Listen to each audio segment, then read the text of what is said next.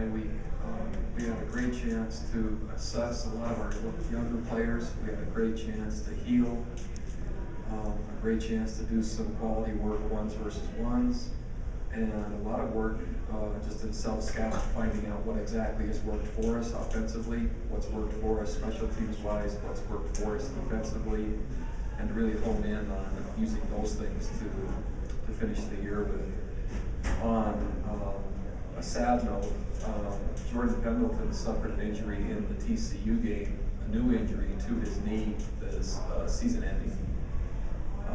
And so he's seeing a specialist today, and it's been a tough weekend for him and myself as we're dealing with him having played his last football game at BYU, and after working so diligently to fight and to come back and to help us this season. And so we'll keep him integrated in every way possible in terms of practice and maybe even helping coach his position to keep him with us. That's a recent development as well. We're looking forward to channeling our efforts now into our next opponent. Glad to be at home again for the next 2 weeks and working now on the home stretch. So I'll take questions if there are questions. When did Jordan come out of the TCU game with the knee injury? I don't think he did come out, and that's the amazing thing. We don't know exactly which play it happened on. Doesn't remember a specific hit, but the next day it became very sore, not where his current injury was, but off to the side. And after doing some research, it's fairly common for this current injury to happen in relation to the other injury, the surgery that's happened. And so there are 2 procedures. We'll be seeing specialists today to see which one might work best, but he can't remember a specific hit. There wasn't a time where he came out of the game in relation to that play. It manifested overnight and then showed up the next day. Relative to his career moving forward, does this impact it? I certainly hope not. There might be questions from NFL scouts because of the timing of and the rehab it's going to take. He might miss some of the training sessions, etc. But he's done enough on film, and he is an NFL player. And so I think there's enough, and the body of work of the film will show that. Now it's just a matter of any questions they might have based on seeing the rehab and how that comes out. So how do you characterize Jordan's BYU career when you look back at it? I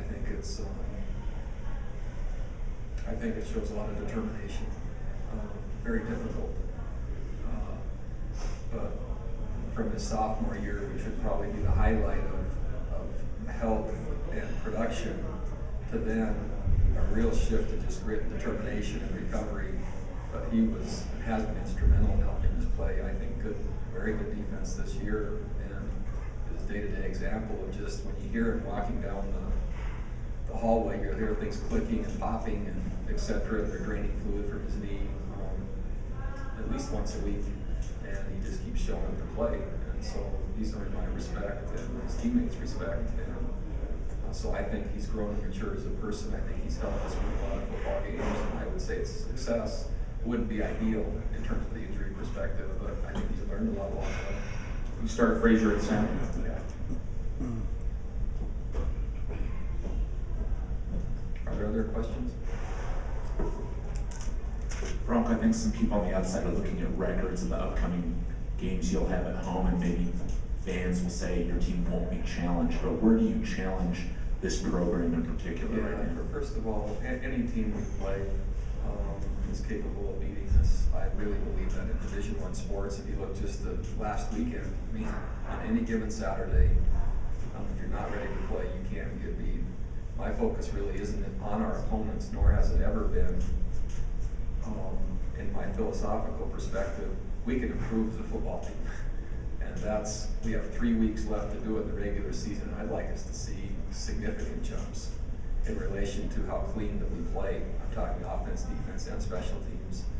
Idaho is just the next opponent, but to me, this focus is much more on ourselves than anything else. And we can play better than we're currently playing. And I would love to build momentum through how we play, how we execute through the remainder of the year.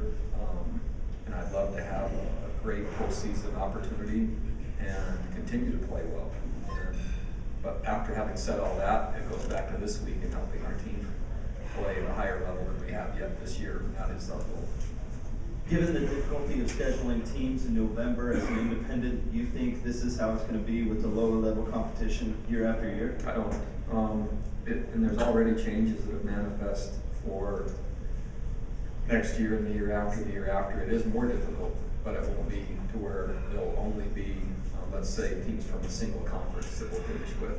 There will be more diversity, and that's already in place.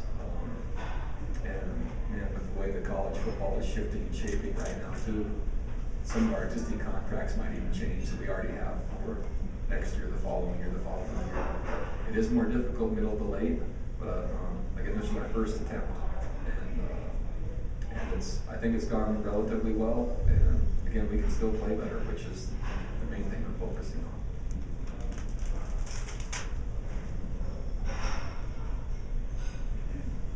With a player like Jordan that you've had around for so long, what's it like for you to see a player go down at this point with only a couple of games left in his time at BYU? It was really hard. We had a pretty intimate and heartfelt moment in my office, and it's hard. I remember sitting in his house recruiting him, and nothing has come easy for him here at BYU, and yet he's done very well, in my opinion.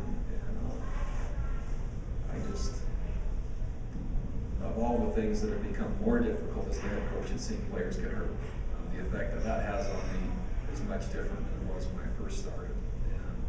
And in his particular case, with the effort that he's put to come back, it was, we spent a good amount of time together, and I enjoyed it. I just wish it was under different circumstances. Moving forward, the linebackers, how does this affect them, and what type of opportunities does it present? It really doesn't change much from the remaining players, other than Jamison Frazier moves into the starting position where Jordan was. He'll be backed up by Alani Fua, who gives him kind of a different opportunity.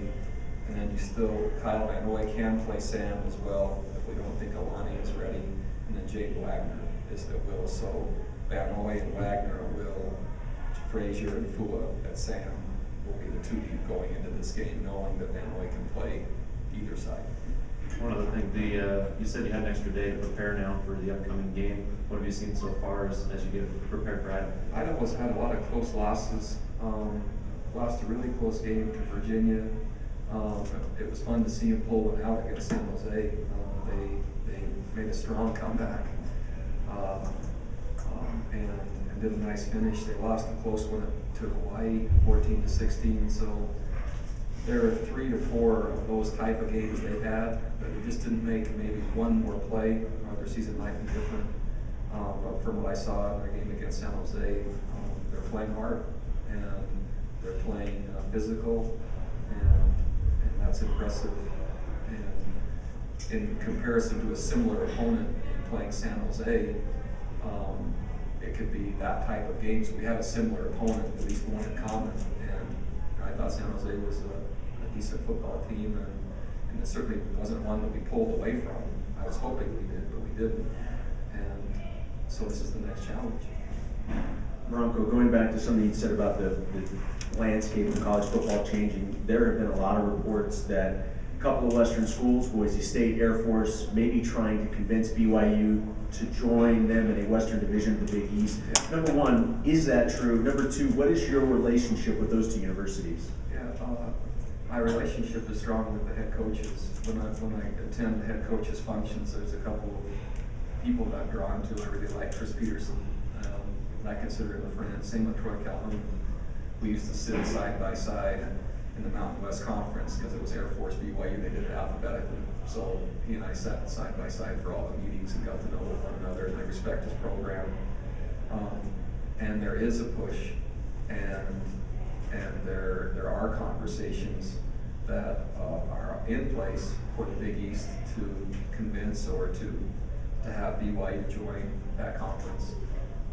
I trust our athletic director and head man President Samuelson to deal with all that. I've been involved, I've been informed along the way. And at some point, there'll be a decision with what our intentions will be. I don't know how fast, nor do I think the time frame is relevant at this point.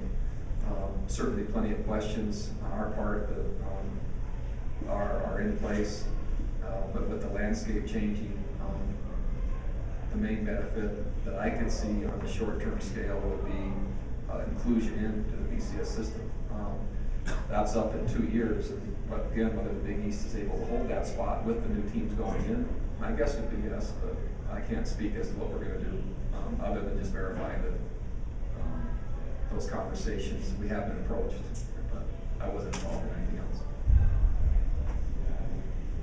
Anything else? Any decision regarding punter? No, still having our punters kind of alternate in practice, and we've kind of kept a real nice record all the way through last week. We'll do the same this week. And again, it was not only the punting, but it was the snaps as well, and where they were. You could argue they were handleable, but we've always, of course, Tidwell always talks about the very first thing that happens on a punt is perfect snap.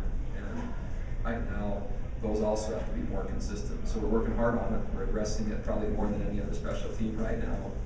There are some things that are showing positively on special teams that haven't happened in a long time. We returned a punt for a touchdown, a kickoff for a touchdown, and blocked a punt all in the same year. And so, unfortunately, at the one time, well, I'm not sure if there's ever a time, but it was just unfortunate that in the game against TCU that showed up kind of out of the blue and hurt us in terms of field position. You said a moment ago that we have been approached. You meant BYU's been approached by the Big East. Yes, just confirmed. Okay. And really, I can't speak to the discussions any further other than that's what's happened. And I've been informed, but I wasn't there. Justin Sorensen, first 5 games, had touchbacks in every game, 8 touchbacks total. The last 4 games, just touchbacks in 1 game. I think he has 3 total. The percentage has dropped in about a third. Anything up with him right now? No, not that I know of. He complains that his leg feels tired, and I'm not sure if it's overuse. That we've managed and monitor the number of kicks in practice to where it wouldn't be overuse, but there's also a mission effect that's always hard to gauge what that's going to be. So the easy answer to give you is maybe there's a mission effect. Whether that's the right answer or not, I don't know. But he's a very good kicker, a skilled kicker, and but there has been a drop off, and maybe the week off has helped. We'll see. Anything else? Okay, thank you.